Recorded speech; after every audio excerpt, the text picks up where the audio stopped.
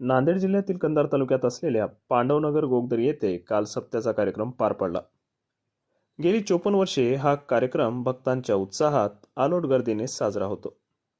यासाठी जवळपास 11 गावे सामील असतात।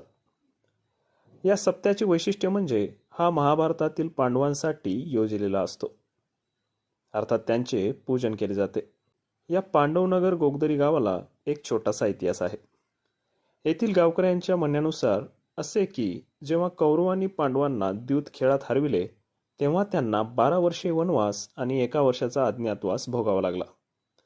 तो 1 वर्षाचा अज्ञातवास हा याच पांडवनगर गोगदरीत त्यांनी भोगला असे ठामपणे ते सांगतात। एवढेच नाही तर येथे पांडवांच्या मूर्तीही पाहायला मिळतात, ज्याचे पूजन केले जाते। आणि महाराष्ट्रातील एकमेव असे गाव आहे जिथे पांडवांचे मंदिर आपल्याला दिसून येते।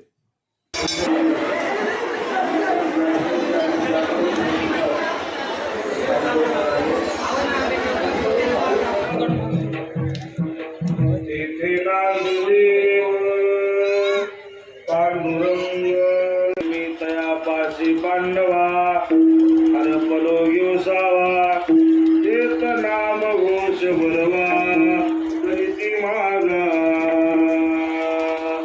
तो मी वैकुंठी नसे एक वेळ भालू बिंबी न दिसे।